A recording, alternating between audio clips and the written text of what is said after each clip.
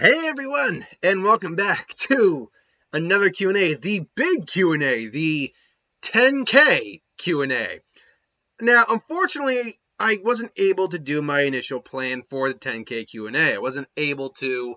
My initial plan was to actually get the hot, because I did a kind of Hot Ones episode. I just got hot sauce from Big Y, like their pack of it, and I ate that on the Q&A. It was fun for what it was, but my hope was to actually go out and get the the actual Hot Ones First We Feasts lineup, the legitimate one, and actually do a legitimate Hot Ones.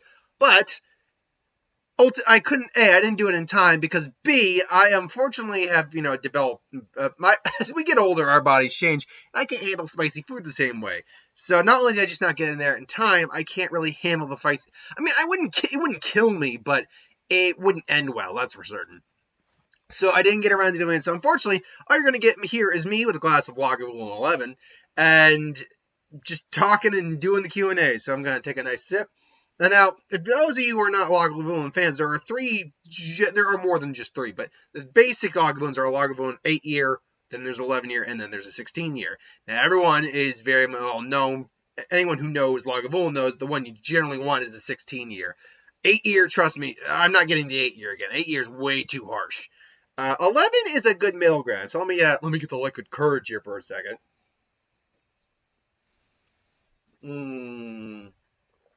Oh, yeah. Drink responsibly, kids. So, yeah. And let's just get into it. So I've got 36 different people who commented. And multiple questions within each comment. So let's just get down to it until we go through them all. All right. So the first line of questions come from Horrible Drawer. How you doing? First of all, congratulations on 10K. Love the channel. Thank you for watching. We appreciate your views. 1 out of 3. First one. Would you ever do a rematch for who would win if new things came out about the characters? Like if their series continued since the video? I would consider it, but also keep in mind that what's the best way to put it? I would consider doing it. It had to be something that people would be asking for. I'm not just going to look through the entirety of my Who Would Wins and just be like, okay, I need to redo that one. I need to redo that one. I've only ever really done it once, to the best of my knowledge, and that was with Goku versus Superman, and that was after Dragon Ball Super was over, and we had Ultra Instinct and Battle of God, all of that. That was really the only exception I ever made. I'm not opposed to it. I just don't expect it, is all I can say. 2 of 3. What do you think of the DCEU possibly rebooting their universe starting from scratch? So if I think I know what you're gathering at, you're talking about Flashpoint and the idea that it's basically going to be rebooting, kind of resetting the DCEU, because they've confirmed that Michael Keaton's Batman isn't just in that one movie. He's sticking around for at least the Batgirl project, maybe even another one or two. We don't know for certain how many, but he's sticking around for a little bit. Honestly, I mean, it's Flashpoint. I would be surprised if they did. And to be honest, now let's be clear. Just because you reboot something doesn't mean you have to change the actors. It just means, look for example of what we're getting right now with the MCU.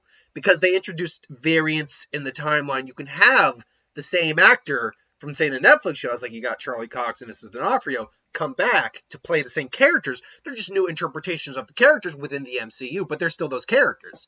So if they reboot it, which it looks like they might be, makes sense. That's what Flashpoint was.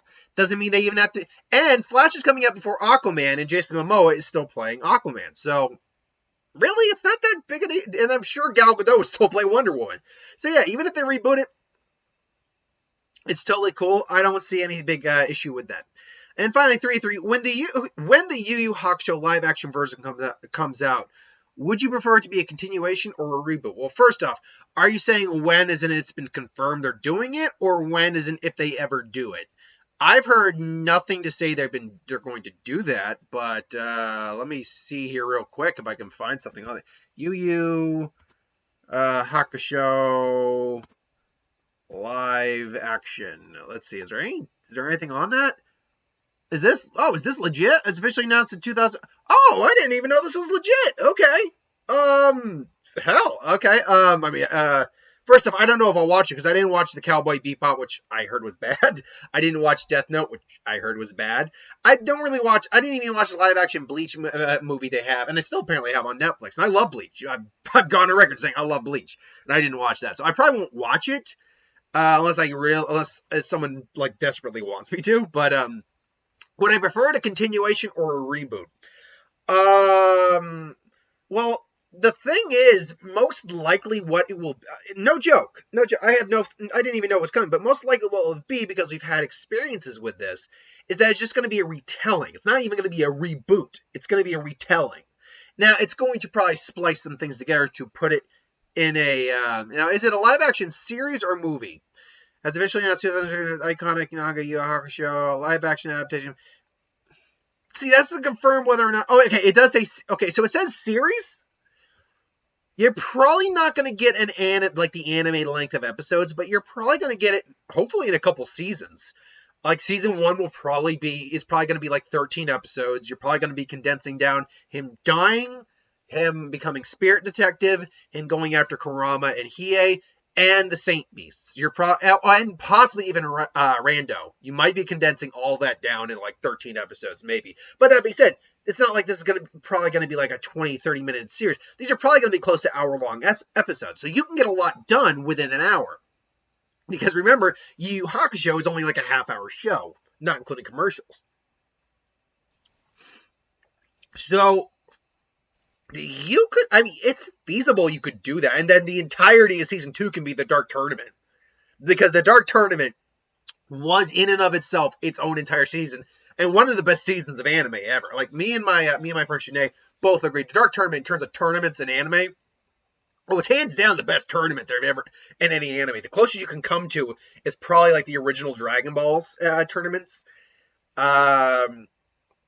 Bleach never had a tournament thing. The Chunin exam's okay. It's not really, it's a tournament format, but it's not a tournament. So, no, Dark Tournament is like best tournament series in just about any anime, period. But yeah, I think it's actually going to be a probably more of just a retelling. Not even a reboot, just a retelling. Things are going to be shifted around. So I guess the closest between the two answers I can give you is a reboot. Because here's the thing. It wouldn't be a continuation because you wouldn't do that in live action form. If you were going to do a continuation, which it did continue past just the anime, you would do it in an animated form. Just like if you were to continue Bleach like they're doing, you would not do the 1,000-Year Blood War in live action. You'd do it in anime like they're doing. So that's my answer to that. Thanks for the question, though. Dennis Servin, congratulations on 10,000 subscribers, Clockwork. Thank you. You deserve this. And so much more for all your great work and amazing enthusiasm. Well, thank you. Some days it's harder to keep the enthusiasm up than others, but I do it because I enjoy entertaining and I enjoy doing it. Excuse me, and I'm very much glad you enjoy. So here are my questions for this Q&A. 1 through, looks like 5. And a little bit at the end, it's not a question. Who is your favorite character from Class 1B in My Hero Academia? Mine is Setsunu, oh god. Setsuna Tokage. There we go. Oh god. My pronunciation. White American boy here pronouncing Japanese names, not going so well. Just so I know who that is, I just copied and pasted to make it easier. My keyboard's a little wonky right now. That's the girl with the I believe it's lizard quirk, something lizard, lizard spitting quirk. From Class 1B, well, it's not freaking. Actually, let me get Class 1B. Why don't I just get Class 1B up here right now? Because there are a couple characters in that class I'm actually a big fan of. Let's see now, Class 1B. Here we go. Trust me, it's not Monoma. Monoma, I think everyone kind of agrees. Monoma just sucks. I don't get me wrong. I'm sure there's someone who likes Monoma a lot, but Monoma just sucks. He's just a terrible person. It's just he's got an inferiority complex that he doesn't himself recognize, and therefore he's an ass.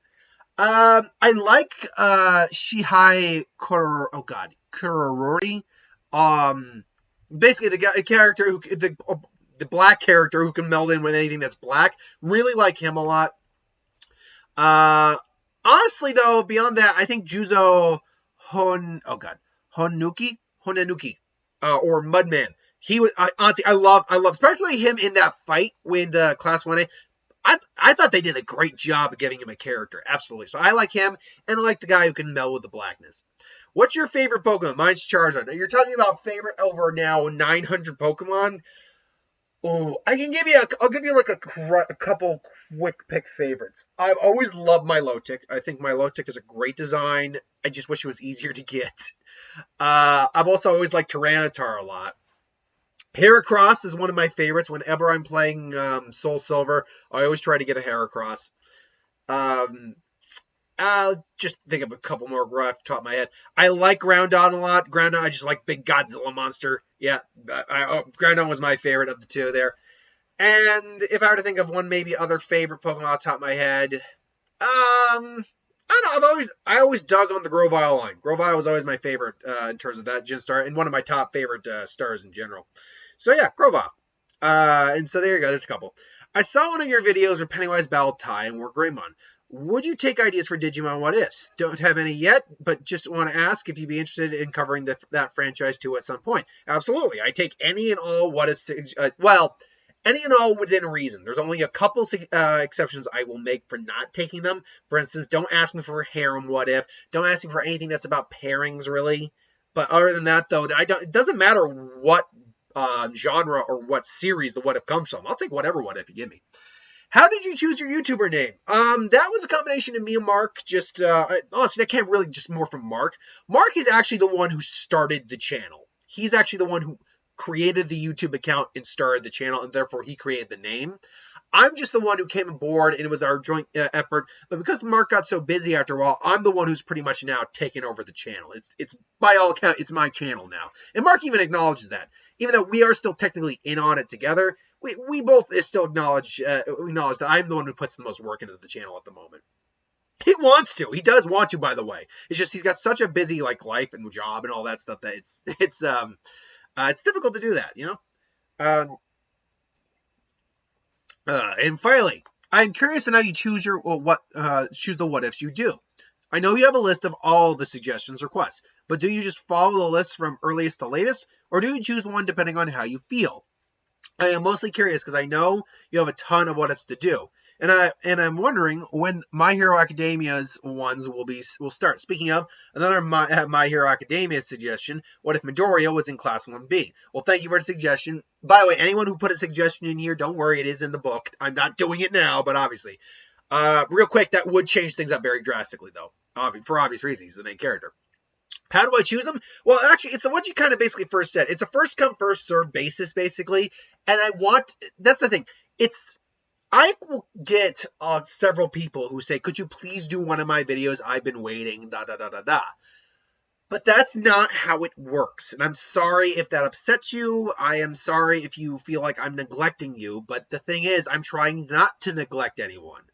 With Who Would Win, it's a lot easier to get to cycle through an entire list of people. And that's basically it. I write the names down. I just go page by page by page. And when I hit the last page, I reset and go back to the beginning. So everyone gets a fair shot. Now, it helps when people give the same suggestion. That way more people get their suggestions going. But that's just the way I do it. With What Ifs, it's a bit more difficult because What Ifs just go on for long. One What If can go on for as little as one video to I've done almost 30 parts at one point. So that is all dependent on the topic at hand.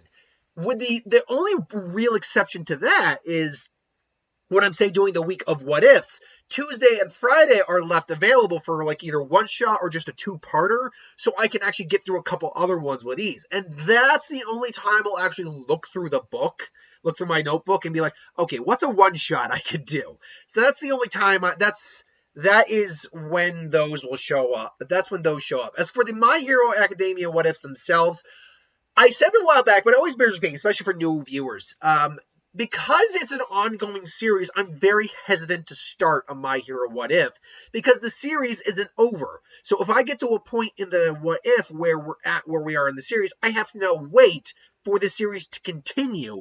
And given how quick a chapter is in terms of storytelling purchases, I can't just be like doing a what if part for every chapter that comes out, particularly because of how often the chapters are now getting delayed. Now, maybe that's health issues. I know the writer was having health issues. But if it's not, then that makes it more difficult. So I did say, though, at one point, I wanted to wait till we got to like 350 or 400. Based on where we are right now in the series, I think I'm going to wait for the 400 marker before I really give it heavy consideration for doing My Hero What Ifs. Because we know we're going into the tail end of the series. We're in the end game of the series now, which doesn't mean it's going to be over in like the next couple of weeks. It just means we're in the final arc of the series. So it could end this year, it could end next year, but we do know we're kind of closing out the series pretty soon. So those are my questions this time. Thank you for the questions. Once more, I thank you for the fantastic content. It always brightens up my day. Well, thanks for offering, man. I always want to try to make everyone happy. I can't make everyone happy can't make all the people happy all the time, but you can make some of the people happy some of the time. Especially the what ifs and some who would wins. You always have such great imagination and energy. I try. It's infectious. Oh, thank you. Never change, smiley face. I wish you all the best and your channel keep growing. You thumbs up. You've done an absolutely amazing job so far. Well, thank you for all the good comments, man. I really do appreciate anyone who actually enjoys what I do. Because otherwise, I'm just a schmuck in front of a camera, just, talking nonsense. So moving on, Soulless Spartan. Congratulations, I think 10K subscribers. Thank you. It's so amazing to watch you and channel grow along with me over the years. Well, thank you very much. I found your channel in 2018 when I was just a dumb, smelly teenager starting high school, and now I'm a dumb, smelly young adult about to enter my last year of high school. Well, congratulations on that, man. I hope I hope you do get good grades, but I just hope you get passing grades. I didn't have god awful grades. I just didn't apply myself. That's all. But so I still passed high school, obviously, and college. It's kind of scary how time has gone by so fast. It is actually. I mean, trust me, as you get older, it goes faster.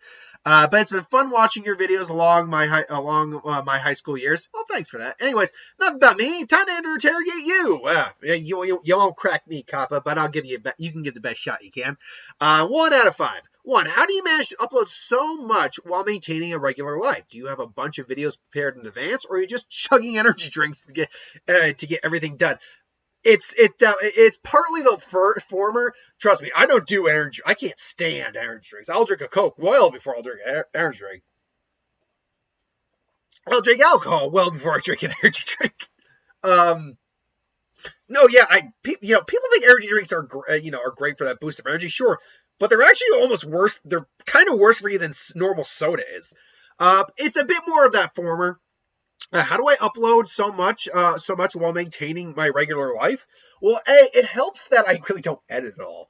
That actually drastically helps a lot, because a lot of more popular YouTubers who have like 50K, 100K, all plus subscribers, they're doing good. They're editing, they're putting the images, they got music and all that stuff in the back, all that. Me, I've just got a video camera. I've just got my webcam here. I am at least able to put images on the screen. I am very happy about that. I am at least able to do that. And I can even do a video reaction. I just don't do that anymore for obvious reasons. But the fact that I don't have to edit anything seriously helps.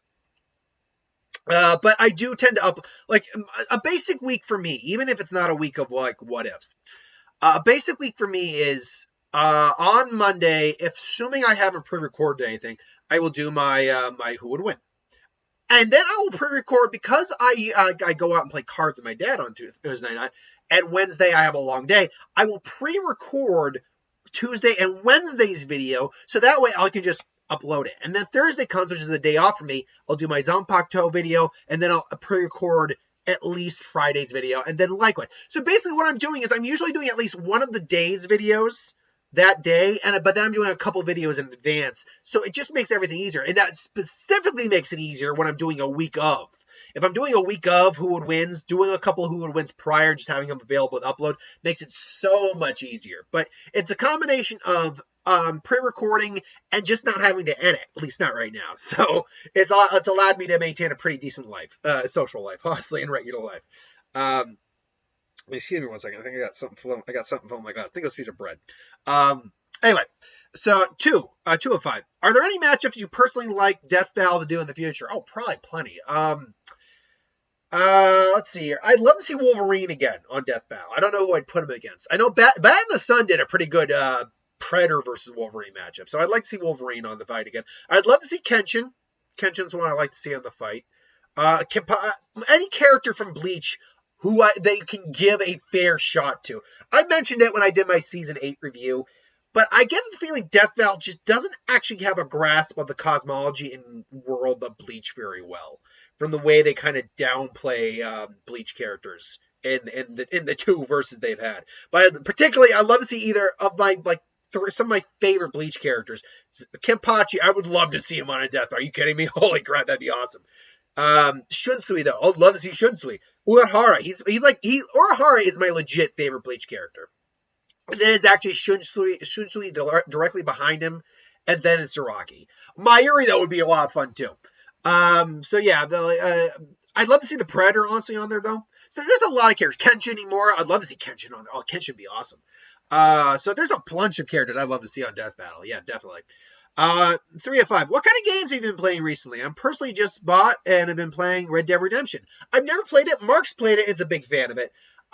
Recently, I only just got Pokemon Legends Arceus. I only just started playing it yesterday.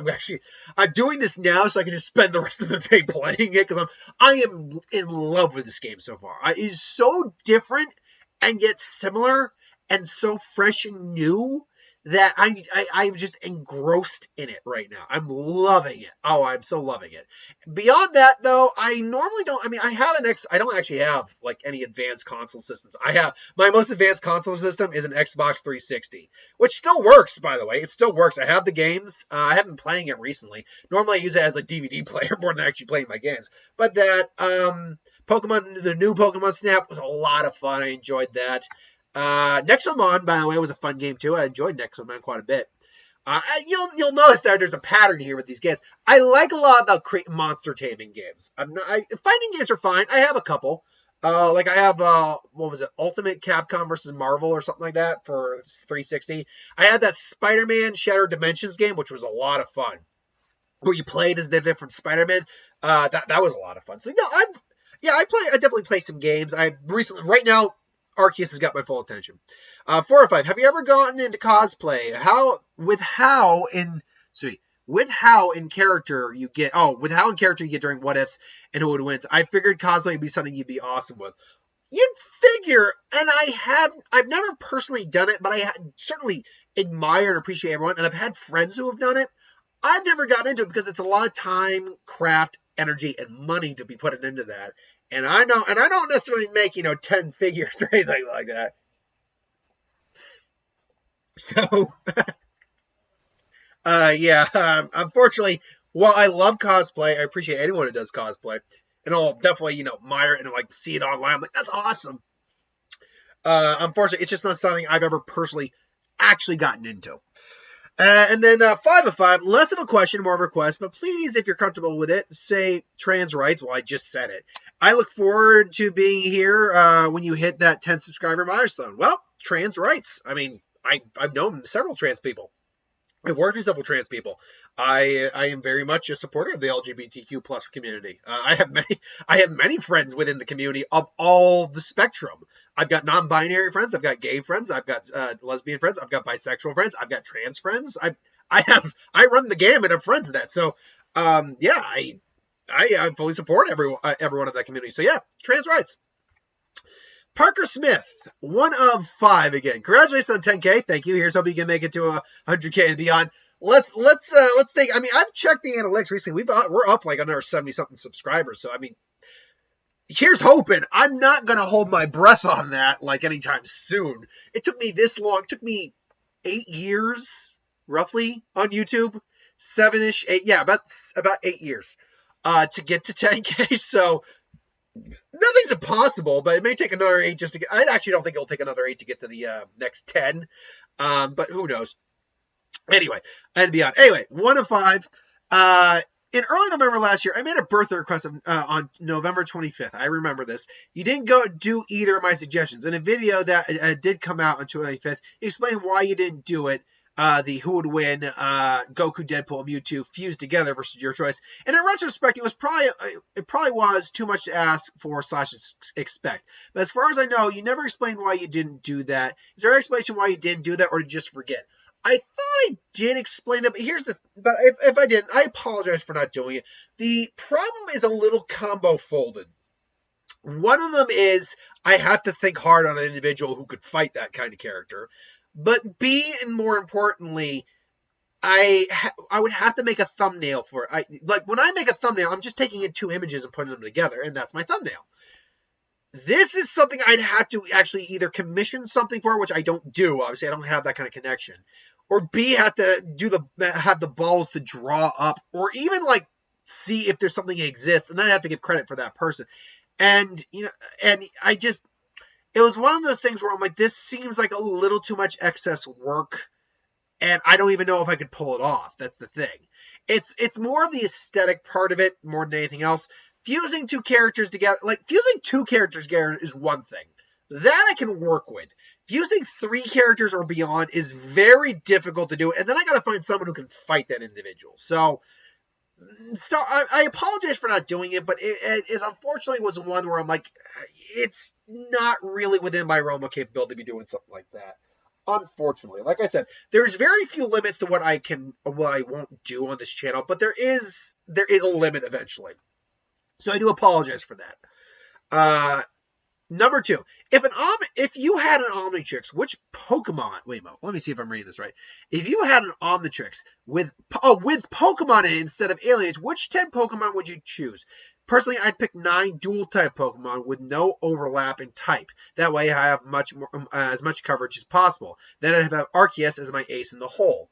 I mean, the combat answer is you'd want to have all legendary Pokemon. But if we're not going to necessarily do all legendary Pokemon, what will we do?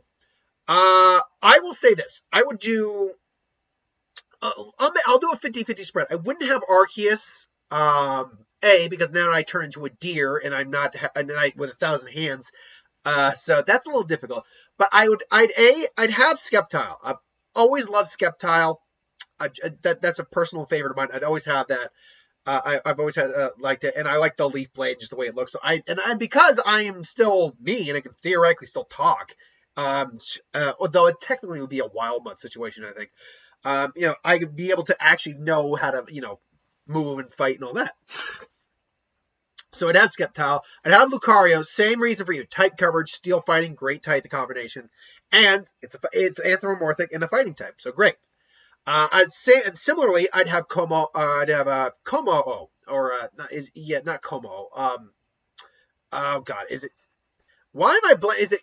Okay, it's Jangmo-o. I think it's Como-o.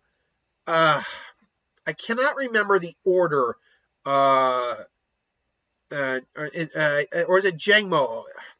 I cannot remember the order in which that evolutionary line happens. 1 second here. What's that evolutionary line? Where are you? It goes Jangmo-o, Hakamo-o, and then it's Jangmo, and then it's Como-o. Okay, so I'd have Jangmo-o. Again, fighting type, but then you got the dragon aspect added on in there. Now, for the other 2 type coverages, I would want to balance it out. Weirdly enough, I would probably go Frostlass for my ice type. Because it's got great evasion with hail, even though it's a female Pokemon. So what? And hey, trans rights. There, I did it again. And then I'd want something beefy. I'd want something tanky that can take hits and keep dishing out. I'd throw a Tyranitar in there. Now that's 5. Then that's when I start cheating and go with legendary types or mythicals. I would throw Darkrai in there. Darkrai is great and it gets me the dark coverage. I would then most likely go, and this is where it gets tricky, I'd probably go Lugia. Always preferred to Momo. Psychic Flying, solid typing, and it's got great move pool, so there you go. Oh, pardon me. I would then throw, most likely thinking on it, I would then throw, which one would I go with? I want to, actually, honestly, people give this guy shit. I'd go Volcarona. Not Volcarona, sorry. Volcania. You know what? Fuck it. Volcania. Volcania. Water. Fire is a weird typing, but I've always liked that guy. People, I think, give him way too much shit. How many is it? I think that's 8. Yeah, I think that's 8. I got 2 more. Then I would probably... Ooh, after that, I'd probably go... Most likely there's going to be a lot of dragons on the team. Probably. However, to make sure I get that one fairy coverage as well, I would probably go Xerneas. Although I like Yveltal a lot more. It's the only legendary fairy as far as I know. As far as I know. Well, I mean, no, there's a Tapu's. Dumbass, there's Tapu's. So I'd go Tapu... I'd do Tapu Koko. Tapu Koko. He's the best Tapu of the Rents. And gives me the electric coverage. And then finally, because Ultra Beasts do count towards that,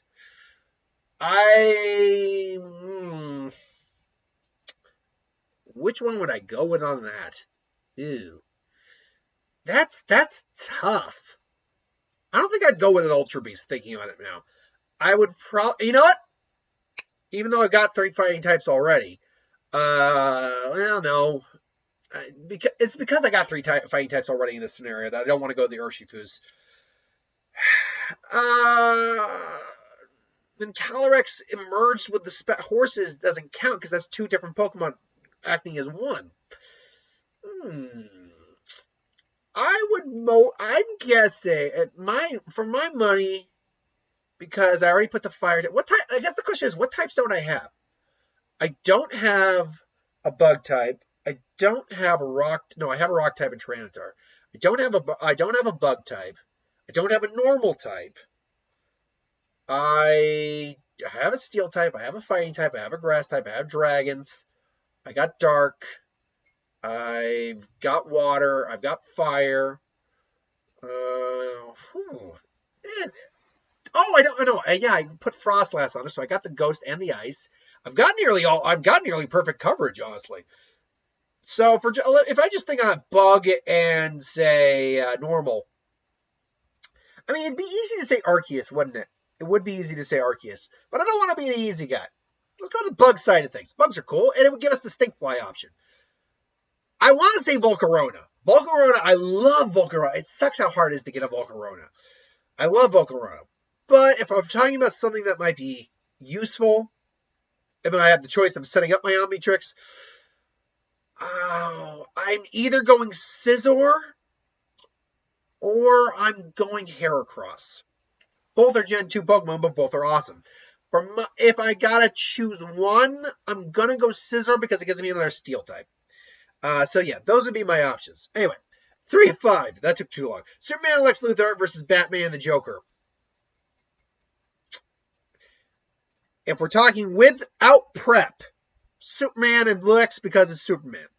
If we're talking with prep, Batman and Joker all day. Joker's too unpredictable. Batman will easily strategize, and Joker be the wild card. There you go. If you could combine any alien or fantasy species, what species would you choose? I've always loved the idea of a Saiyan and Celestial Sapien hybrid. Celestial Saiyan, if you will. That's an interesting question. You also said fantasy species, which adds a whole other spectrum of them. The thing is, there's an easy way to do that. Just throw a facehugger on any species, and you can get a Xenomorph hybrid of that. But that's too easy. Well, actually, no, that's not too easy. I mean, I would love to see like a Beholder Xenomorph. Are you kidding me? That would be nightmare fuel incarnate. But if I were to just say merge some 2 species into a new creature, like new character. I'm trying to remember all like the alien species I can, or fantasy species. I would say, you know what? I would merge a Yautja with a Drow. That would be really weird and really cool. And you could even get like a Yautja Drider combo. That'd be really weird and cool. I like that. That's it. That's not a bad option. Or a Dragonborn Yautja, which is the Predators. That'd be nice. That'd be cool. Get like a reptilian version of a Yautja, like a dragon-esque Yautja. That'd be really cool. I'd dig on that. Those are some options I'd throw out there, definitely. Have you ever thought of doing lightning round videos where you take a few suggestions, which would only be 5 or 10 minutes, and do basically like a 20, but combine them and to make a 20, 30-minute video? I've been asked that a couple times. I've never really considered it because I do kind of want to give everyone, because I want to give everyone like a fair beat, fair option. But I don't know. Maybe in the month of February I'll try that for like the who would win at any rate, because I'm not going to be able to do that with the what ifs. But with the who would wins, it's possible I could do like a video where I could get 4 or 5 who wins out in a very short amount of time. But the problem is that raises the issue of like, putting the tags and in the description for people to know what's in there instead of just doing a lightning round. So that's the one catch with that. I'd have to actually put each particular verses in the thumb tag. It's not a bad. It's an idea I'd at least consider, but right now I'm good the way I am. But thank you for that. Luke Zilla, congratulations. And my question is, who would win, Destroya from Toho or the Pokemon Giratina? Well, you've already given me this who would win. Don't worry, it's in the suggestions. One second. I don't know what I ate, but that tastes sweeter than usual, which is fine. But if you're asking my immediate thoughts, Destroya dwarfs Giratina in size. Like, Giratina is big. Well, let me get Giratina's size up here. Like, most legendary Pokemon are actually very large in size. By Pokemon standards, mind you. Giratina is, in its altered form, 14 feet high, at about a little over 1,600 pounds. Great. And the origin form is 22 feet long and about a little less, about 1,400, a little over 1,400 in terms of weight. That's big. That's a large creature. And the origin form looks cooler, let's be honest. I mean, most of us, I think, will agree origin form is cooler. So that means this thing is, it's about as long as my driveway, give or take. So that's a pretty big creature. But Destroya dwarfs skyscrapers. So it is I think actually about the same size as Godzilla.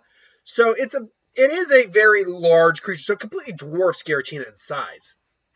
And I'm just going to adjust this a little bit. So it completely dwarfs Giratina in size. But Giratina does have a much wider array of techniques under its belt. And it's a Pokemon that controls gravity pretty much. If my money were to be on it, though, I actually would probably go with Destroya right at the moment, just because that oxygen, the micro oxygen, is deadly. That stuff is deadly, and it just dwarfs. And it's made of composites, little versions of them too. So even if he takes a hit, he can kind of just reform himself.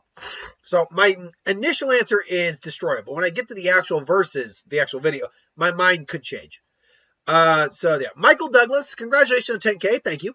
Are there any other series that you would consider doing a what if on, such as Demon Slayer, or are you just sticking to Naruto and Dragon Ball since those take so long?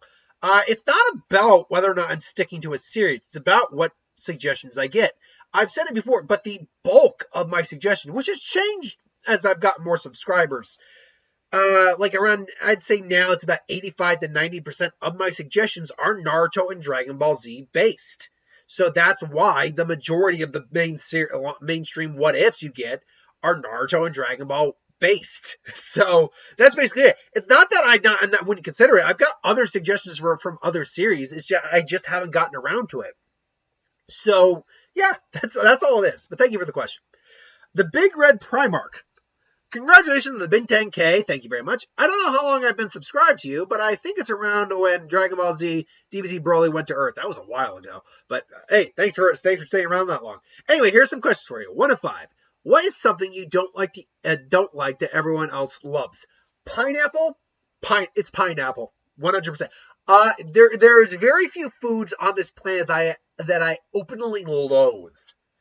Even coconut, which I hate by most measures, if you give me like those Girl Scout cookie Samoas, I will murder me some of them. Oh, those are so good. It's one of the only times I like coconut. I have yet to meet anything in this universe that has made me like pineapple. I hate pineapple. So there you go. What's something that I love that everyone else hates, though? Ooh. And I'm not just thinking of food, obviously. You know what? I love it. It's bad. I recognize it's terrible. It's a terrible movie. The live-action Super Mario Brothers. That is one of my guilty pleasure movies.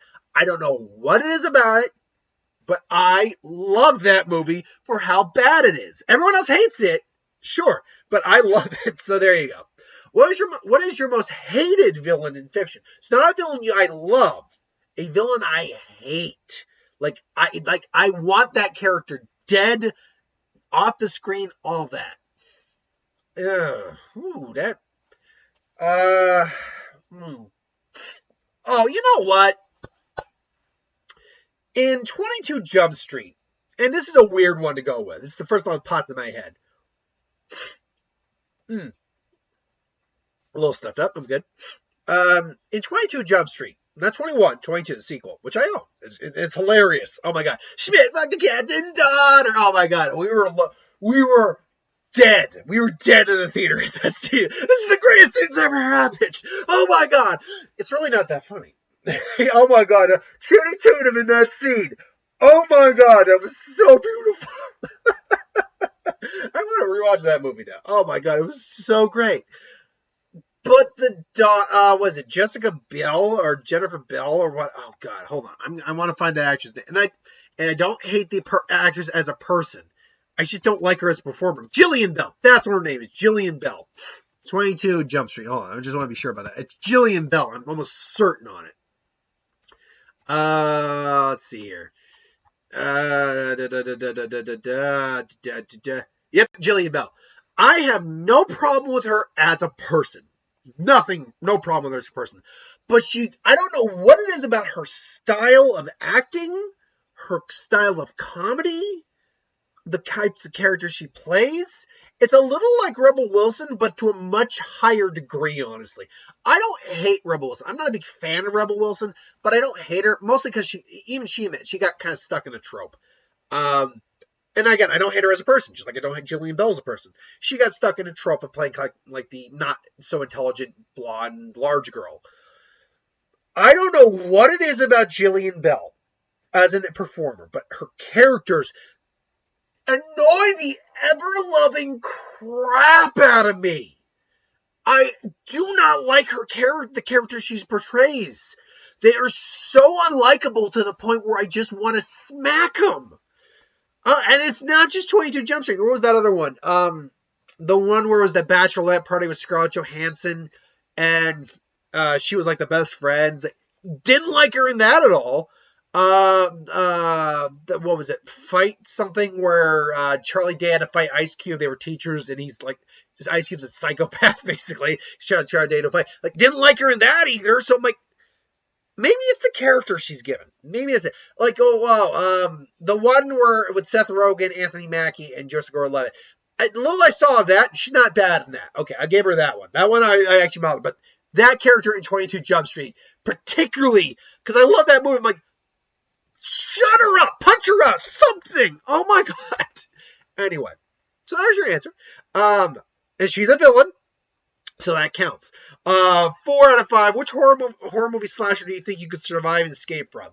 Honestly, I could probably survive any of them because I probably wouldn't try to confront them. Now, if we're talking about if I have to confront them, Ghostface. Ghostface one I could go first off. Ghostface is one that if we're talking about throw me in the movie and take on the individual. Ghostface is just and I'm not gonna spoil the new one because it's still out. It's only been out for a couple weeks. I could easily take out Ghostface in this one. I could easily take Ghostface out. In fact, how Ghostface, when we learned who was doing it, was pulling off some of what they were doing, I don't quite get. Anyway, I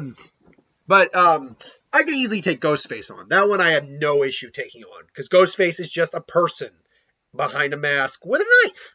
And I could defend myself against that. It's the supernatural killers that we have a problem with. I mean, honestly, Leatherface I'd even have a problem with, because he's wielding a freaking chainsaw, and he's a big, beefy guy, which means he can probably take a hit. But in terms of escape from, I could escape from any of them. In terms of survive, I could not take Jason. So I would just, I'd get out of Crystal Lake in that case. Michael is very debatable because it always depends on how you're looking at Michael. Because no one ever just thinks, hey, he's on the ground, like in the newest one. He's on the ground. We have guns. And he got shot multiple times. Let's put just a bunch in his head and be done with it. Or let's just slit his throat. Or stab him in the head. Or Michael, I could probably get away from. Because we even saw people get away from him. Jason's one that I can get away. Freddy's the big problem one. Freddy is the one where, as long as I'm dreaming, he can find me. So I have to bring him in the real world and then either kill him or, figure out a way to just trap him, honestly. Because as long as he's in the real world, he's more bound to those limitations. Do I think I could take Freddy on in the dream world? Well, if I can lucid dream, if I'm capable of lucid dreaming, which occasionally I actually am, occasionally I'm actually aware I'm dreaming. And then the dream's kind of like, because when you lucid dream, you can control your dream. If I'm capable of lucid dreaming, theoretically, yes. Otherwise, Freddy's only one individual that I would not want to go up against, because unless I can wake up in time, and even then, I can only stay awake for so long. He's the one individual I can't escape by normal circumstances unless I drag him into the real world. And in the real world, I'm not afraid of that son of a bitch at all. Yeah, I can. He's got a glove hand, but all I gotta do is time it right, have him swing, grab his hand, and then just start pounding the living hell. Because he might be a little physically stronger because he's still kind of like a dream demon, but yeah, just beat the living hell out of him, break it. That's what happened to Freddy's Dead. So yeah. Number 5, you in a suit of armor. You have a sword. What is the toughest animal you think you could fight? Well, with a sword? Probably an elephant. Well, no, I take that. Unless I can get a kill. I mean, let's be very clear. I don't want to kill an animal. I don't really have any interest in killing animals. I'm not a hunter in that sense. If I am defending myself against said animal, though, see, a bear wouldn't actually. A guy made a suit of armor that a bear couldn't break apart. So yeah. Bear, that's definitely up there. But after you get to like bear, you're not dealing with things more powerful than a bear. So you're dealing like a moose, an elephant, a hippo, a rhino, and a suit of armor, not standing up to a rhino's horn. It's not standing up to a bite of a hippo, or the weight of an elephant, or the tusk of an elephant. I mean, it can handle it for a little bit, but no, ultimately those things are going to fail. So I'm going to say probably a moose. And you might be going, a moose? Don't sit on moose. Moose are the devil incarnate in terms of how much they will F you up. So yeah. And if for some reason I'm capable of swimming in said armor and not sinking, I guess a shark, like a great white, I guess I could take on. But yeah, there you go. So yeah. Cannon this has been a long time here. Lindgren, I believe it is. Congratulations, man. Thank you.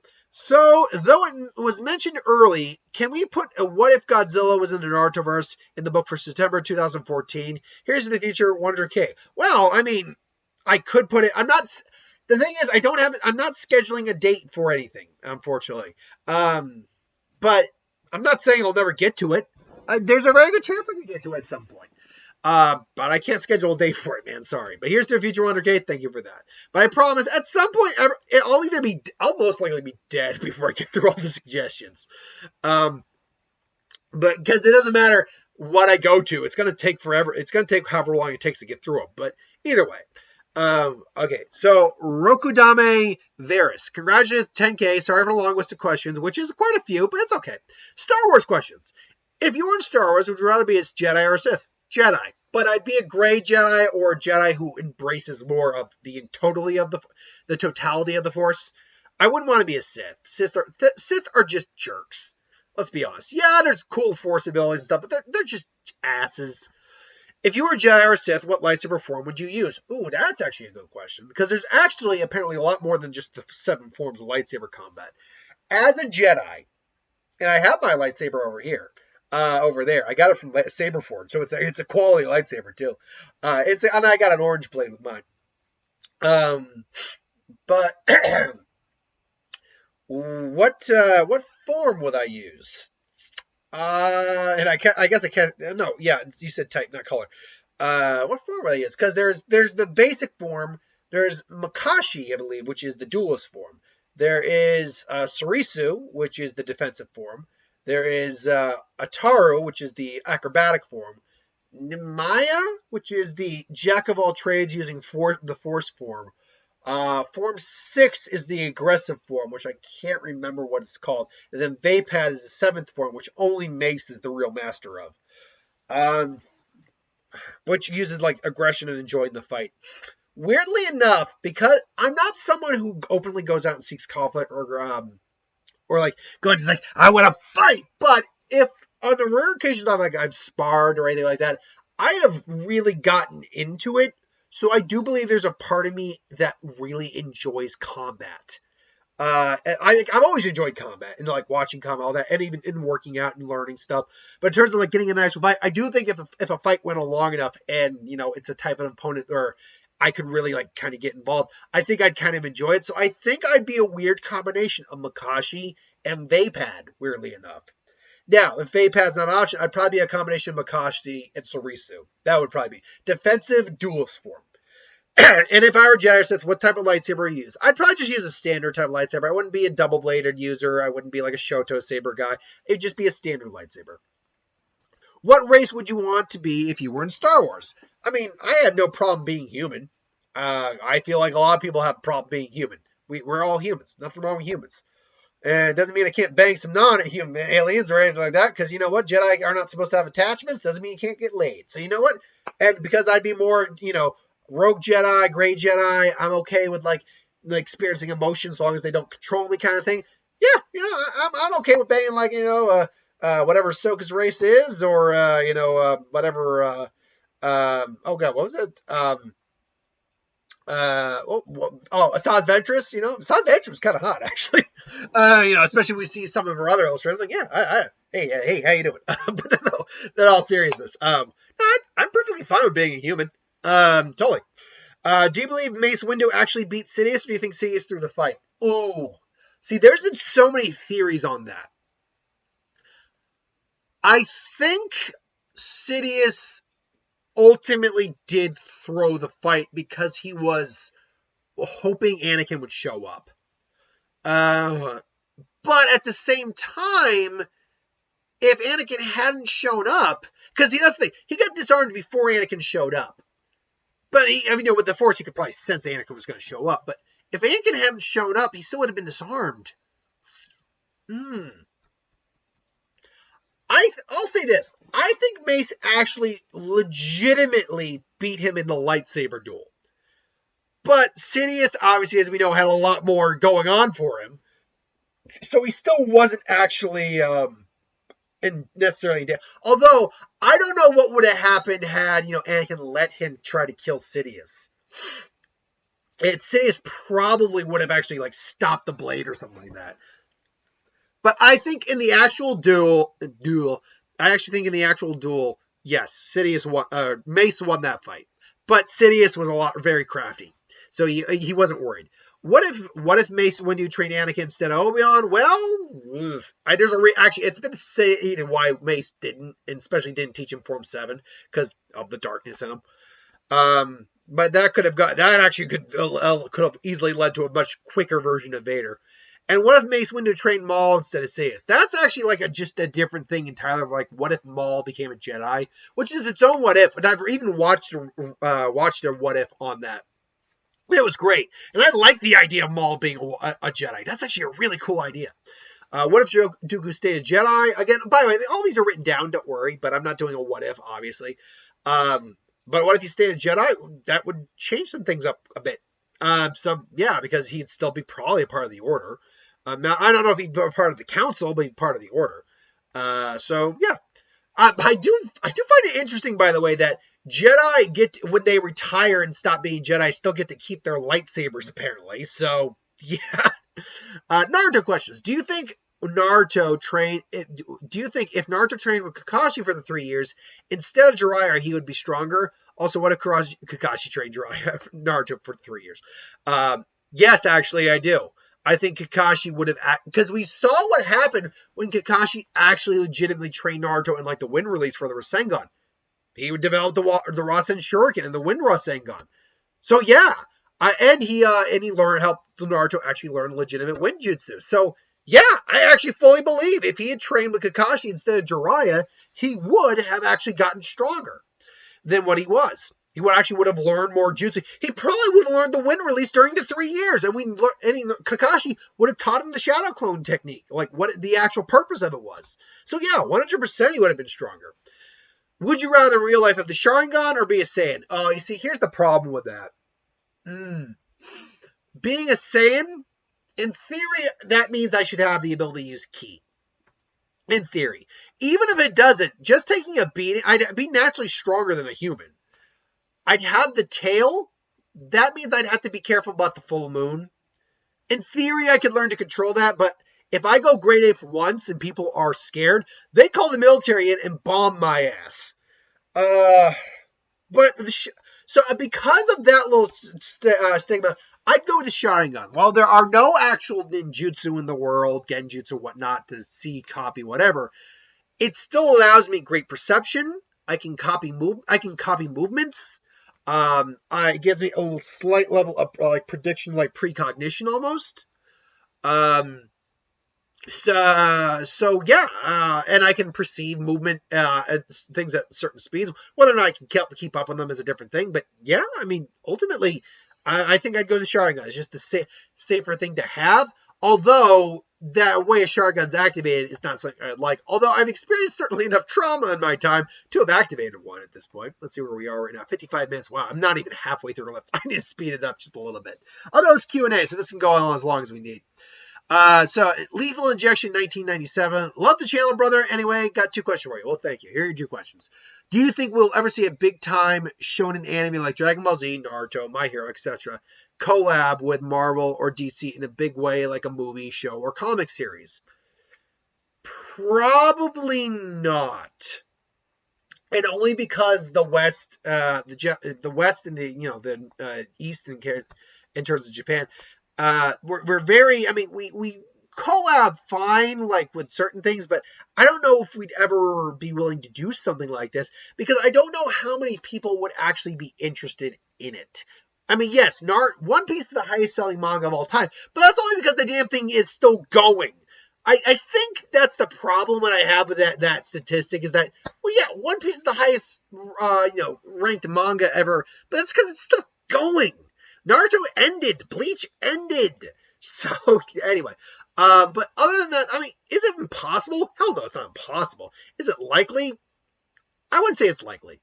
2 of 2. What would have been your personal favorite and least favorite what have been your personal favorite and least favorite what ifs you've done so far? I don't know. I can say this. Any what if that's probably under 5 minutes or 10 minutes or less has probably been my least favorite. And there's no what ifs that I actually hate that I've done. So let's be very clear. But if you're talking about my least favorite, then that's probably those. Because I like to at least give a full video. Especially when someone gives a suggestion where I'm like, there's not much to really say on this. Sorry. But in terms of my favorites, I'll be honest. The Naruto Zanpakuto what if was a big one I enjoyed very much, and I can't wait to do it again. We're approaching the end of this Naruto what if, which means I'm going to set up the poll for the next Zanpakuto one. The Jiraiya adopting Naruto I was a big fan of. The Naruto with the Rinnegan one I had a lot of fun with. Because I'll admit to, while I am a Naruto Hina fan, like Naruto Hinata, that was I love that pairing. I support that pairing. All the good stuff. I do like it when I can occasionally set him up with someone else. I liked it when I could set him up with Tamari, and I think which one was that? Which one did I set him up with Tamari in? Was that the Rinnegan one? I don't know if that was the Rinnegan one. Was it? I don't know. I know I set him up with Tamari one. In the Jiraiya one, I set him up with Ino, and I like that, honestly. So I did like it. So as much as I love Naruto Hinata, and I do, the girls, like Naruto, Hinata was I would have gone for Hinata personally. Like, Ino, if I were growing up around those girls, like Sakura, no. Ino, I like Ino, she's attractive. Although I do like Tenten too. But no, I would probably been attracted to Hinata. She's nice, she's kind, she's still got a tough side to her, and she was attractive. So I'm like, no, I would have been attracted to Hinata. Let's see. Wabil Ahmed. Congratulations on 10K. And question, what is the best TV show series you've ever watched? Oh, the best I've ever watched? series. If you're talking about from beginning to end, ooh, that's a tough one. I actually don't watch a lot of TV, believe it or not. I do watch TV, and I'm like, me and my girlfriend right now are watching Lucifer. And if we'd finished Lucifer, and by the way, I mean I haven't actually watched season 5 and 6 yet, because that's where we left off at the end of season 4. But I've seen a lot of the clips and know what happens. Lucifer might very well be up there, though, when it's all said and done. House is certainly up there. I loved House MD. Ooh, but again, if we're talking about from start to finish, I haven't really watched a lot of series from start to finish, so that's a tough one. Yeah, so I'll go with House or Lucifer right now.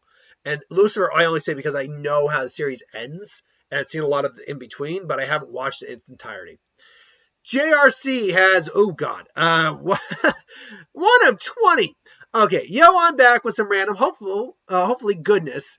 Might have went overboard a bit. How are you? I'm doing well. Congratulations on 10K subs. That's quite a milestone. It is. Thank you very much for that. I'm glad to see you continue to grow, as am I. I'll admit, I'm too lazy to check if you have these been asked. So sorry so I'm so sorry, man. And most of these are all verses, but I've written them all down, so you're all good. Yep. So I believe I've written all these down anyway. Kazuma Kuwabara versus Ryunosuke Yumenmai from Shaman King.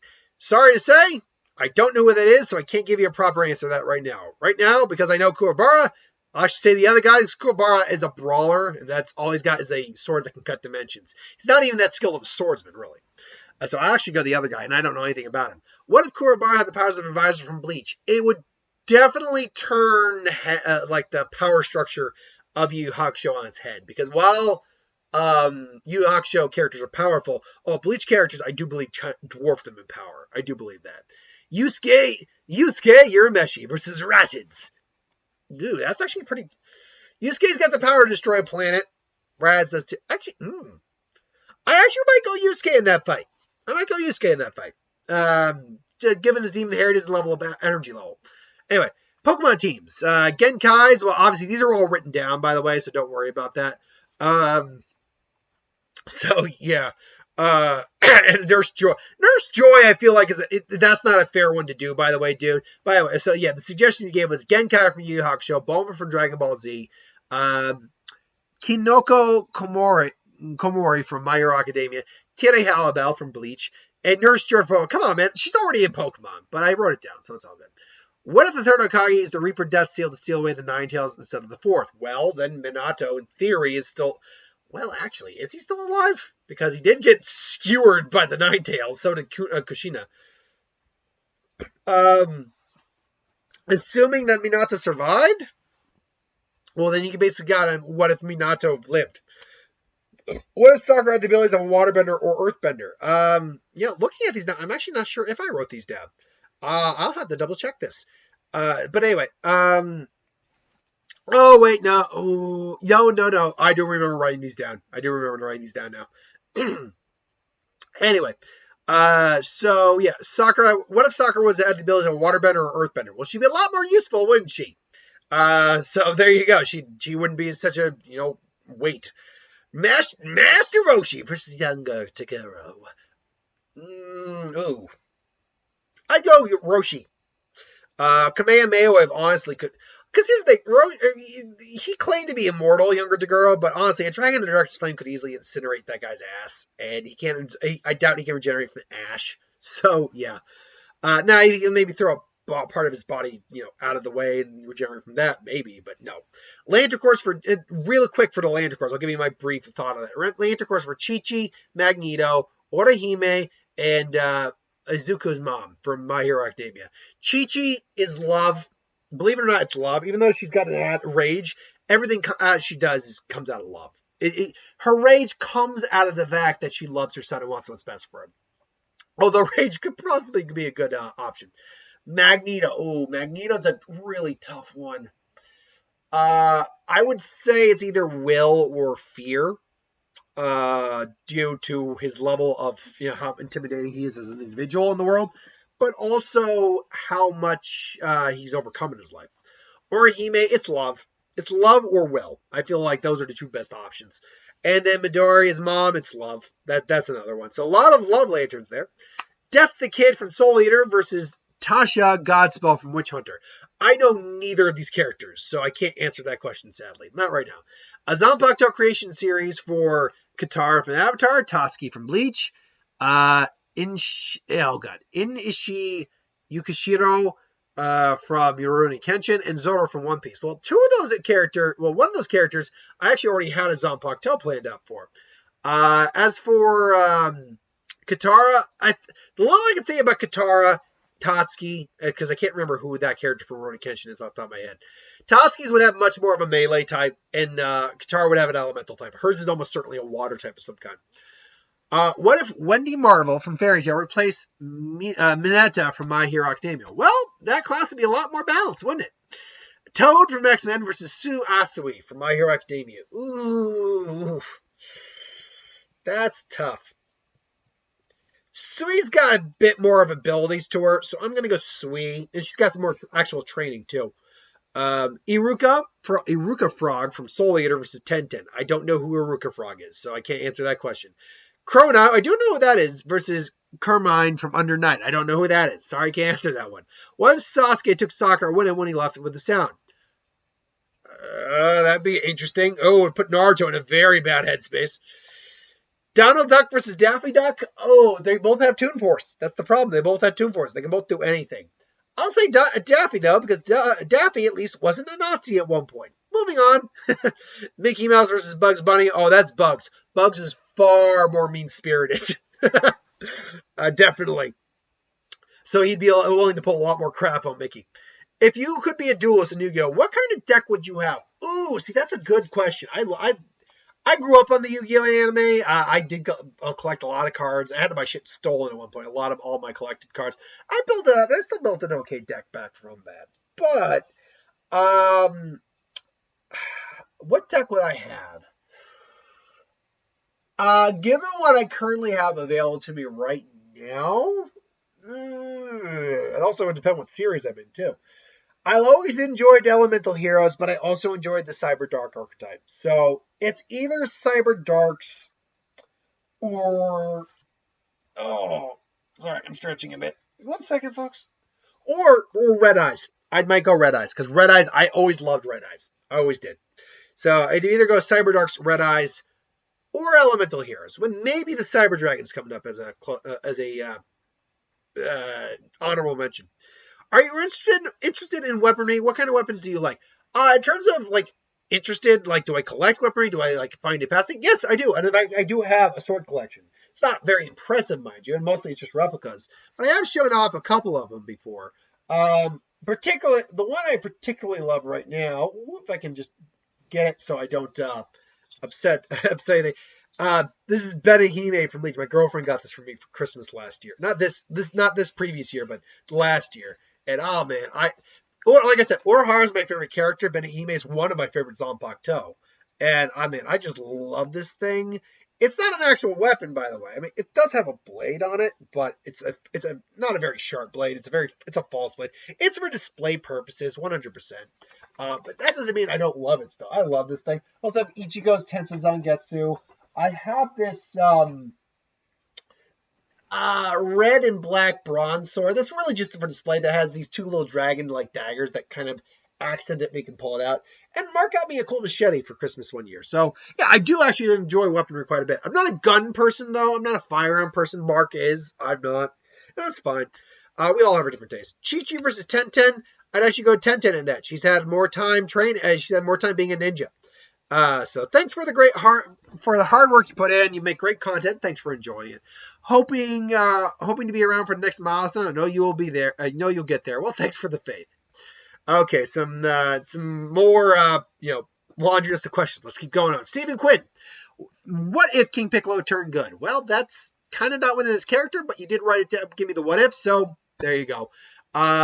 Again, it would turn things on his head. Maybe if he were able to turn good, you might actually see him refuse with Kami.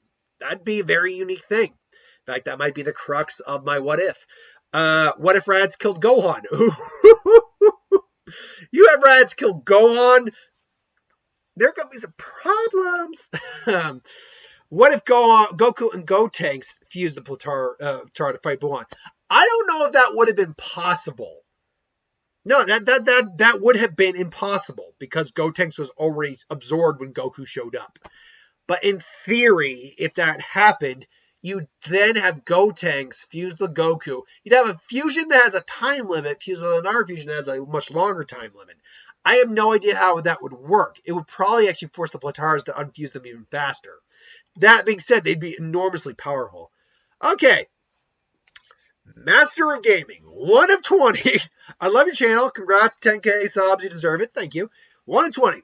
Here we go. Do you like watching movies that aren't fun and depressing, especially with the current circumstances? Yes, I do. I enjoyed the Last Duel is a perfect example of that. That was not a fun movie to watch. That doesn't mean I want to always watch dark, depressing, sad movies. Not at all. But movies are movies. It doesn't matter to me what the subject matter ultimately is, honestly. What are your thoughts on horror movies, especially torture porn? As far as horror movies go, there's only a certain genre. There's only a certain amounts of the genre I like. Monster and creature features, sci-fi horror. That's where my real jam is. I don't really like zombie movies that much though. Slasher movies are hit and miss, but I can be entertained by them. I'm not really down for supernatural like spirits, demons, all that much. Frankly, I just find that a genre boring or uninteresting.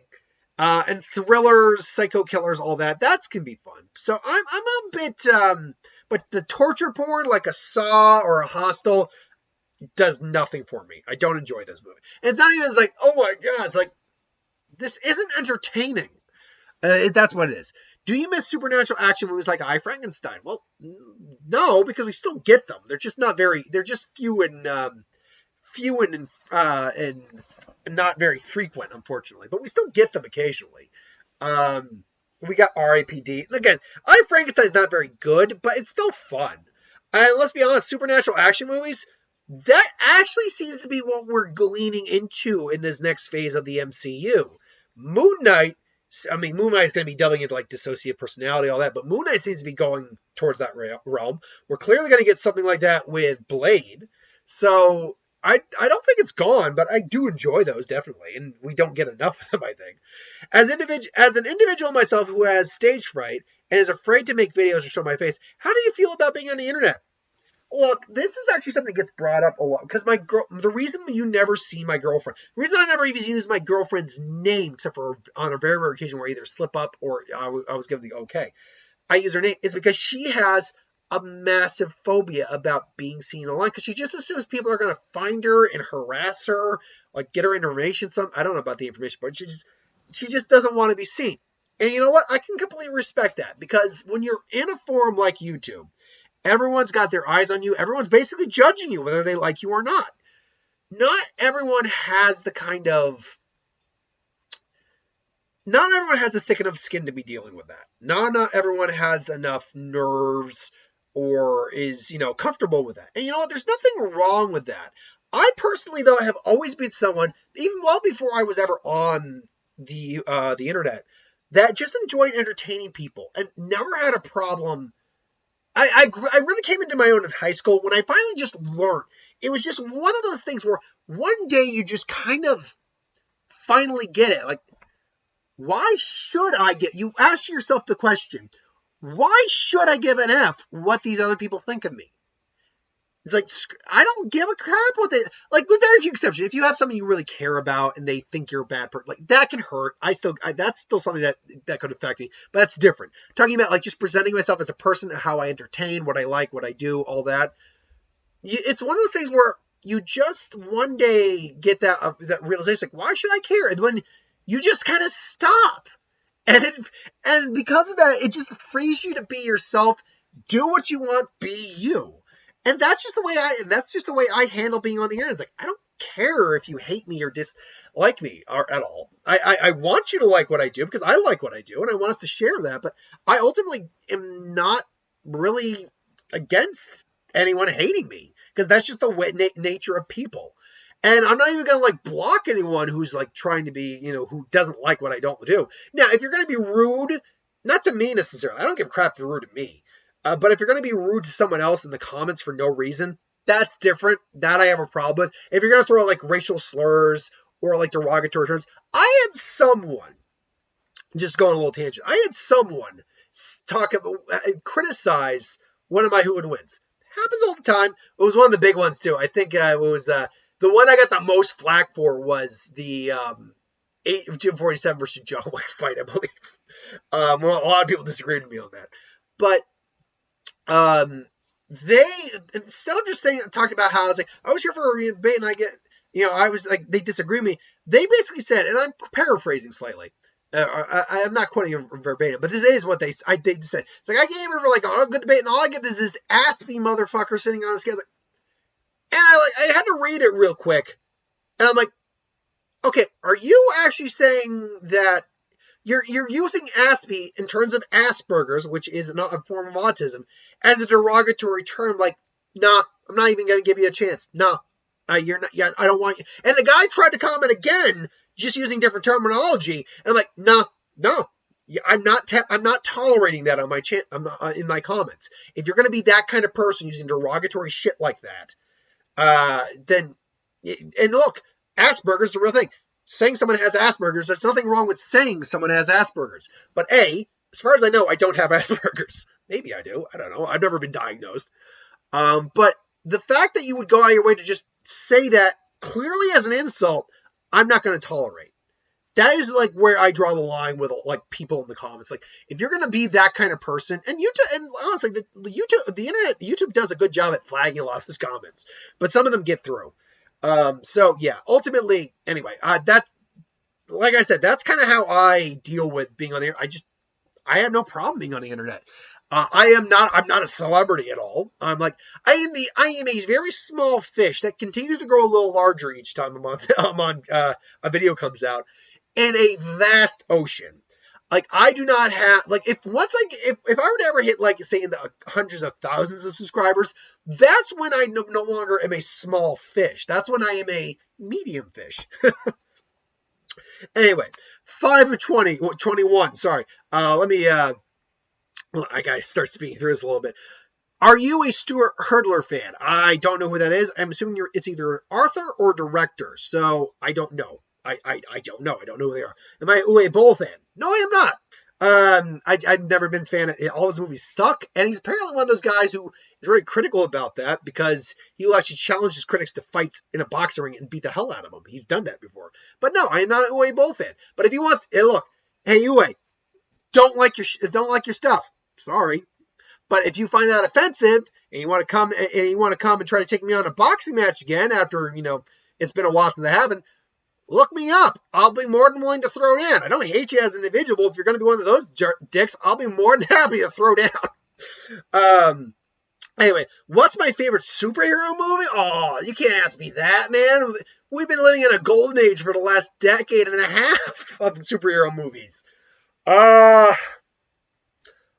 Off the top of my head, Logan's up there. Logan's got to be definitely one of them. Deadpool, though, I love Deadpool. It's like picking your favorite child. I don't know if I could do that. Sorry. I'll say Logan for right now. What's your favorite movie with 0% Rotten? I'd have to look up 0% Rotten Tomatoes ones. I can't do that. Sorry. What's your thoughts on The Devil's Light coming out in February 25th? I have no idea what it is. The Devil's Light, you said this movie is? Let me see if I can find this. The Devil's Light. Well, 2021. Is this a book? A nun prepares an exorcism. Oh no, okay, no, it is an upcoming supernatural horror film. I think I did see a trailer for this. I have no opinion on it. It's not a genre of horror I like. Sorry, what's your favorite superhero film not from Marvel or DC? Watchmen. Watchmen is fantastic. I am someone who believes Watchmen is fantastic. Not everyone else believes that. The Loser is also pretty good. It is actually it's a comic. It is based off a DC property. But if you are just talking about like a superhero movie, I'd go The Watchmen. What's your favorite female superhero? Ooh, that's a good question. Always liked Storm. Always liked her. I like Wonder Woman fine, but I don't know if I'd consider her one of my favorites. I don't think on that very much. I would probably go Storm. Storm's got a lot of character to her. She's got cool power. I've always liked her powers. She married Black Panther. So yeah, I'll say Storm. Although Gamora's pretty cool too. I'll give Gamora that. Let's see here. What's your favorite film from STX Entertainment? Oh God, again, that's one of those ones I'd have to think on, dude. Sorry. Hold on. I'll at least get a quick list of the STX Entertainment films. Yeah, this is one of those things where I'm like, maybe I should have proofread some of these questions prior. STX Entertainment movies. Okay, let's get a list of their movies. Oh God, now I know some of the movies. Okay. Oh, I'll already tell you what it is. I can already see what is up there. It's The Gentleman. I just picked up a copy of The Gentleman on DVD earlier this week or last week. Either way, it's The Gentleman because everything else here is just no. But The Gentleman was fan-freaking-tastic. I loved that movie. Loved it. What are your thoughts on NFTs? I don't know what NFTs are. Oh God. Yeah, try not to use abbreviation or trying to MFT meaning. Okay, NFTs. It stands for non-fungible token. A non-fungible token is a non-interchangeable unit of data stored in a blockchain, a form digital ledger. Tyson NFT data maybe. I have no opinion on this because I don't know what it's for. Sorry. What's your favorite film from Open? Okay, seriously. Open Roads film. Hold on. I don't know how many films I've seen from Open Roads films. 1 second here. Open Roads films. Okay, let's see here. What movies are from Open Roads films? Doesn't look like it's a lot. I do know they're a relatively new studio. Killer. Have I seen any films from these guys? Oh, I saw Machete Kills. Haunted House 2. Okay, Machete Kills is better than Haunted House 2. Never saw Nightcrawler, unfortunately.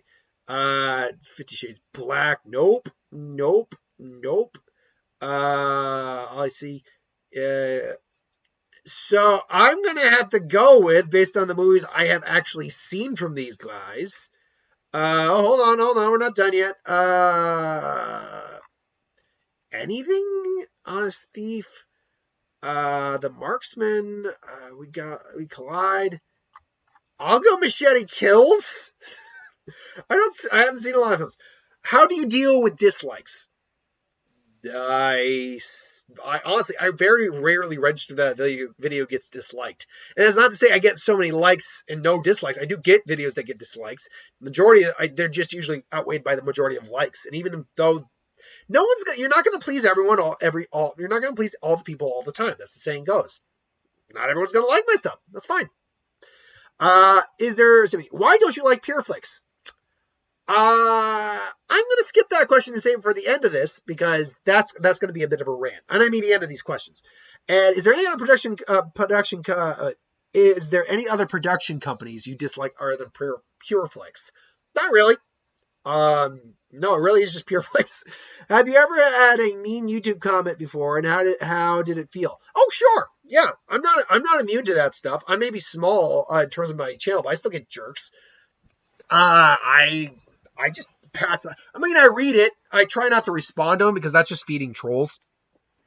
But no, it doesn't bother me really at all.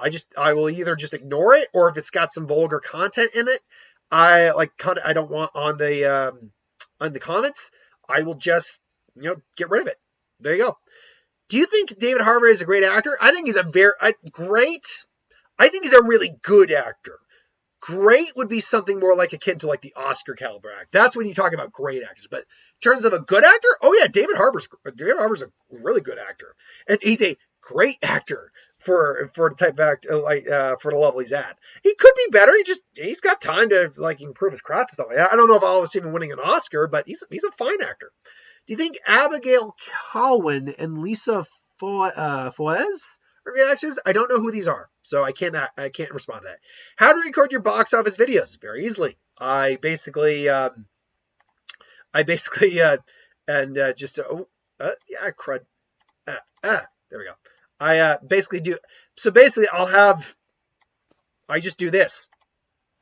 And then I go to Box Office Mojo, and I'm in a corner, and I just do the box office. Now, if you're asking how I kind of calculate how much like a movie makes, that's a bit different. There's a standard formula that you can use to kind of figure out how much a movie makes, and that's basically that the average cut, different for other places. The average cut a theater takes is about a third of the box office, and basically you have to add the production and marketing budgets together. And basically what the production and marketing budgets are, that's what the movie has to make just to break even. So whatever the movie has made, you take that third out, and that's the actual amount the movie has made at that time. Now, to answer the question of why I don't like pure flicks. So, I've never actually watched a pure flicks film. I need to make that very clear. But I have seen reviews, particularly from the Cinema Snob, Brad, and he's done them. And I've basically, so in context, I've seen these things. My issue with pure flicks is this, is that I don't have any fucking problem with faith. I have no problem with that at all. I think it's very good and healthy to have faith. It's important to believe in something. Being nihilistic is so... It's counterproductive. You don't have to believe in a god or gods. You just have to have faith in something. And that faith gives you strength and helps you try to be a better person overall in your life. So I have no problem with that. And I have no problem with the fact that the people who do pure flicks are religious, I'm guessing. My problem is with pure flicks, when you make a movie, is that you are so one-sided in your viewpoint that you completely shut down and demonize the other side of the fence. Pure flicks films are always just so, God is good, God is great, Christianity, not anything else. Christianity is the right way. And if you are an atheist, you are a terrible individual who is going to get cancer or get hit by a car. God is great. God is what decides everything for you. And that you are a better person than everyone else because you have accepted this type of faith. That is the problem I have with pure flicks. They feel they are better than you because of what they believe. And they're going to emphasize that in their movies every time they make one. Now, I have never actually watched a pure flicks movie. I openly admit that. But I have seen enough parts of pure flicks movies to know that I do not ever want to watch a pure flicks movie. Anyway, so that's that. Thank you for the questions, Master of Gaming. The Master of Gaming. Grand _ Admiral _ Squid. 1 of 4. What's your favorite powers in fiction? Mine is plant, water, ice manipulation, and healing factors. I'm a big fan of gravity manipulation, energy manipulation. Healing factors are cool too. I do like healing factors. I like obscure powers that like manipulate or control concepts we're not very familiar with. Like in, I'll use Bleach again. Ichimonji controls names. That is such a unique power. I like powers like that. How powerful do you think Naruto would be if he was raised by the Aburame? As powerful as I, in theory, would make him. It would be very unique. His insects would probably be very unique in their own right as well. But he'd probably be pretty strong. If you got transported to Marvel or DC, what powers would you want? Assuming I would get a power? I've always liked the idea of basically just having energy manipulation and more like my own personal energy, or kind of like model myself, at least in Marvel, model myself kind of like a Kenpachi. And if we're going with, say, DC, model myself more like a Urahara type. So something along those lines. What is your favorite? What is your favorite? And what ones are you looking for? Sumi, what ifs are your favorite? Not is. Sumi, is your favorite, and what ones are you looking forward to? Well, that question's already been asked. I really like the Naruto Zanpakuto one. The dry adopting Naruto one. Ones I'm looking forward to, honestly, I'm looking forward to just getting to do some more of the Naruto Zanpakuto what ifs. That's a big one I'm looking forward to. Honestly, I'm also just looking forward to getting, no joke, I'm looking forward to the ones where a lot of people had given me the exact same suggestion. Like, what if Minato lived? What if Naruto had would release / was a Senju? What if Kushina lived? What if you had this or that? Ones where I can like cross off so many names from the list. Those are ones I'm all looking forward to. But thanks for the question. William Chubrick just says, congrats on 10K. Thank you. Phantom of Shadows. Nice work on 10K subs. Well earned. I like to think so. How are you? I am well. Favorite videos they've done last year? Oh, God. I'd have to go through all my videos. I'd have to go through all my videos last year. Excuse me.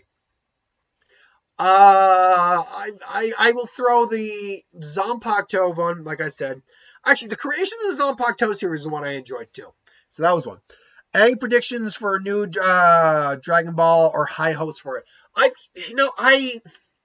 have no predictions because I just don't know when it's happening. We got Dragon Ball Heroes, which I don't watch, which isn't even canon.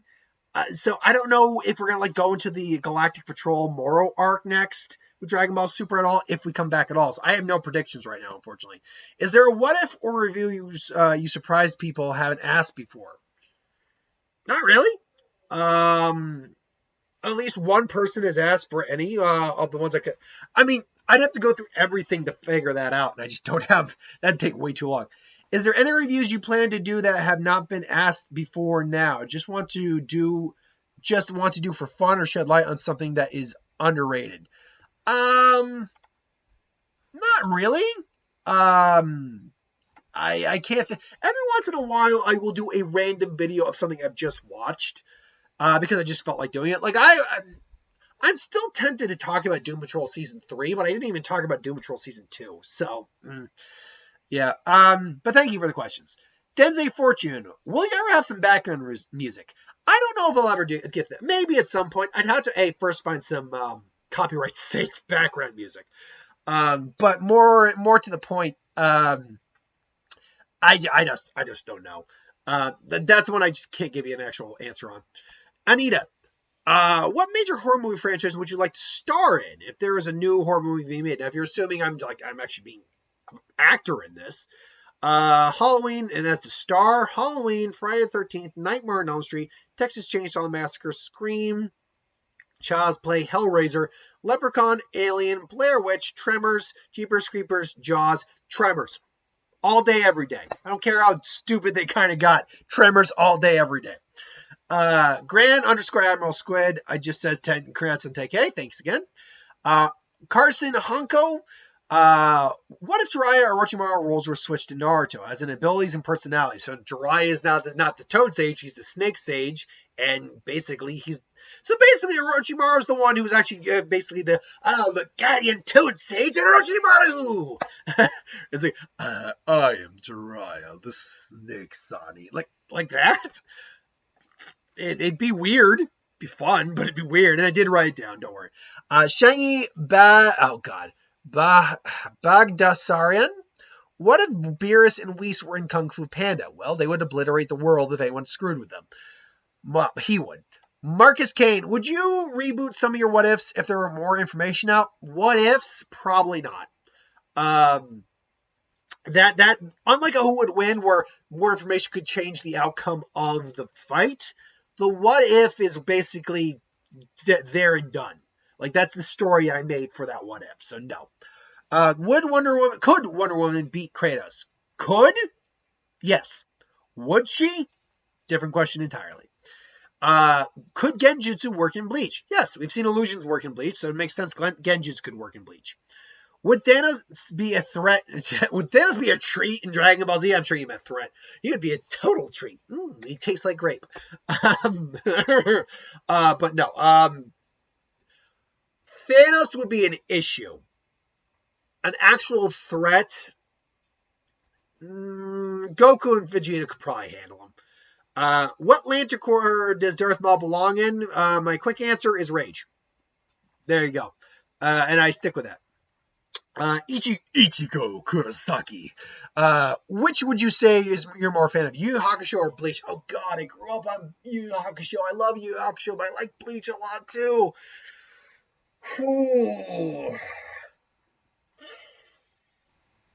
For their concepts, I like Bleach more. For the overall story, I think I like Yu Yu Hakusho a bit more. Oh God! And character-wise, they're pretty much right down the center. Oh, I will go, and I'm gonna be crucified no matter what in my mind and my soul. I will say I like Yu Yu Hakusho better. Its arcs were just like the Dark Tournament is still one of the best arcs or chapters in any anime. So I will go Yu Yu Hakusho. I'm sorry about the Bleach. What anime arc that you never tire of rewatching? Dark Tournament's one of them, 100%. Although I also like the in My Hero, I like the joint training arc. That was pretty good. Dragon Ball Z, I would say. Ooh, that's actually a bit tougher. I'd say I never really get tired of watching, say, the Namek arc. But anyway, those are a couple arcs I never get tired of watching. Oh, and tuning exams. I really never get tired of that either. What anime character you instead see in a Death Vow have make an appearance? Any Bleach character, right off the bat. I can say that. Any Bleach character. Like Kenpachi, Urahara, Mayuri, any of those guys. Definitely. Other than that, that hasn't made an appearance. Ooh. Kenshin. I mentioned Kenshin. So yeah, there's a couple. Would you rather have Chakra or Rei? I'm guessing you meant Reishi, because Reikai, I don't know what Reikai is. I'm guessing you meant Reishi. I would probably rather have Chakra because in theory we already have it. What do you think? Who do you think the greatest mastermind in movies is? It's probably Kaiser Sose. Well, it's either Kaiser Sose because no one actually knew it was Kaiser Sose till the end, or is Ozymandias from Watchmen who basically said, I'm not some comic book villain. I activated it 20 minutes ago. Like, yeah, that might have been it. Christopher Gordon, can you do a go on with more God Key, please? I can do that. Eventually I will. Quentin Blake, or do you prefer Samantha? Yeah, don't give... I'm going to say it right now. I get people want me to get their suggestions, but making new profiles just so you can give me a suggestion again. Come on, Samantha. I know it's you, but whatever. Who is powerful? The one above all or the Omnitrix? I'm guessing you mean who is the most powerful or more powerful. Probably one above all, because the one above all is de facto God. There is no one stronger in that universe. Whereas the Omni King actually has bodyguards. The Omni King could actually be killed in theory. So that's my thought. Thoughts on the next season of Death Bell? We only have a couple known combatants right now. Scarlet Witch, we know that. We know Boba Fett / Mando. I don't know if it's Boba Fett. I think they've confirmed it. Have they? Well, anyway, Boba Fett's going to be coming back. We know that Akira's coming back. We know that the guy from Demon Slayer is going to be in there. So yeah. Jinx from League of Legends. Probably going to be fighting Harley Quinn. So, I don't know. I need to see and we know Vegeta's going to be there. So, yeah, I don't know, honestly. I have to see the whole lineup. Wade Wilson, would Godzilla solo Pacific Rim? Depends on which version you're talking about. The Soho era? No. Anything from Heisei and beyond, except for Shin? Yes. Leon Kennedy versus Jason Voorhees, probably Jason, but I have to think more on that. Would Genjutsu work on Aizen or why is he through it? Okay, so this is where the debunking for the Aizen Madara thing will come up just a little bit. The idea that he got trapped in that Genjutsu and couldn't it was just... Okay, so when I did the Death Battle prediction, I said Aizen was a bit too clever to be caught in a Genjutsu. And someone kind of said, that's the dumbest thing I ever heard. Let me be very clear. Aizen could, in theory, be caught by Genjutsu because he was caught by Sakanade. The problem is he's so vastly intelligent that he quickly figured out how Sakanade worked and just circumvented it. When it comes to Genjutsu, it's all about chakra as well and willpower. And Aizen, I think most Bleach fans fully admit, again, especially because, again, I don't think Death Bell understands the world of Bleach very well. He's got enough Ryatsu to well and truly just bypass that as soon as he figures it out.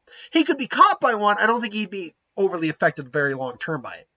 Have you ever watched Record of Ragnarok yet? No, but I've heard a lot about that. And it does seem like something that could be up my alley. Could Wonder Woman actually beat Thor or Death Bell or on Death Bell, or were they being biased? I don't like to use that word very often, but I do think Death Bell tends to have some biases on rare occasions. And I think they honestly gave Wonder Woman the win, not because I think they don't think she couldn't win. And not that I don't think she couldn't win. I think she could. But more the fact that she had a movie coming out. So they might have been leaning towards the bias, but I'm not saying she couldn't have beat Thor. I just think they downplayed Thor. So there's that. We're in the home stretch now. So King Xiao just sends a smiley face and says, yes, hello. Hello, yes. God of Death, what if? Hi. Christopher Gordon, hi. And then finally, the last two questions of our Q&A, which has gone on for an hour and 40 some odd minutes. Dark Lord, two questions. Why do you use Versus Battle Wiki? They don't know anything. Well, I don't actually use Versus Battle Wiki. Except for on the rarest occasion for a character I know nothing about. No, I go to their respective wikis or their respective sites of information. That's where I go. And then finally, the last question for this Q&A. Anime versus comics. Who win? That isn't... I don't know what you're... The problem is I don't know what you're asking because anime also has comics. They're called manga. I will say that you can get away with anything in a comic, but anime can also do the same. Anime takes more effort, too, to animate. Because actually you have to write the movements and flow. And so, quality of the animation can suffer, but it can also be fantastic. I will say anime, because you can actually get more... Now, anime does have the double-edged sword of, not living up to what you hear in your head when you actually, read the original. But I think it has the most potential because it's a much more visual medium and sound-based medium. You can actually hear the music, the inflections, the emotion. Whereas in comics, you got to just, collective imagination, that shit. So ultimately, yeah, I'll lean towards anime. And that is the end of the 10K What If Q&A. Thanks for watching. Hope you enjoyed this. Like, comment, share, subscribe. Let's get to the next 10K. Let's get to the next one. The next one will be at 15K. But thanks for watching. Hope you enjoyed. Like, comment, share, subscribe. As always, if you want us to review something, put in the comments below. Let us know. We'll do a review of it at some point. Hit that bell, and I'll see you folks for the next one later.